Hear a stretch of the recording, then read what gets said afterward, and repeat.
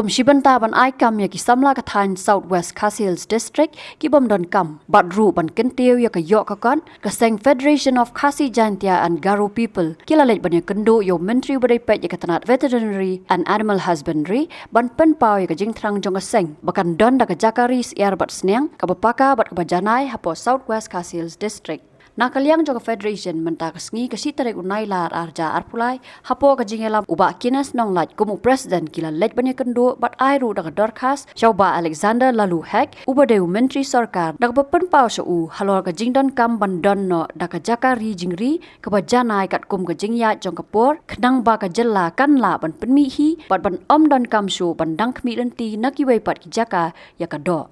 Tumbe sengi na kaliang jongka FPGP Southwest Khasi Hills District ngilayok manuan mania kendu yung minister in charge jongka animal jurus suban dari ngilayok ni kendu ba AL hek bat hadin bangiliya kendu ngila summit memorandum AI mania habaya day bat ka man sitting ya ka farming apo district jongi tina kaliang jong oma ini kam haban studi suang parla ban airai menta tingi haga jing start jong ministerichat ban le ya badon kam bede bekanika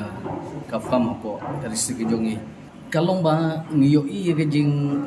kiu dor ki mar ki ka kamtam gato haga ya dei bat ki apo district jongi nomor ba ngikeli ki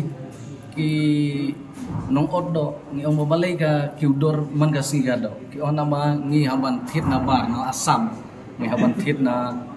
kiwi pat ki district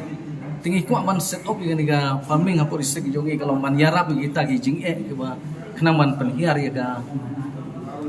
ka dor habia dei begini ki bat ka dok nomor ma kumalong jai baru ke jongi ka dei jai baru ke ba bam dok habia dei ki do lagalong do siar do sniang mat ki wing jai do tingi iba kanlong ke jing yarap yang ka district loda kan ka farming ka don hapo district jongi ai ployingi bang sikai kene hadin bang nakalya ka central buri ka lens ya ka to ka social economic development ka to ka por de leba ka to ngi na lem ka steng report the resource statistic ngi la travel na ka we ka shno solution mo kundu bunwa betawat quality ki sama jungi Kibun Report District. Jadi nubang lah aja sebelum jungi lap ki sama jungi tu ki kam percentage ya ka rejing ri he.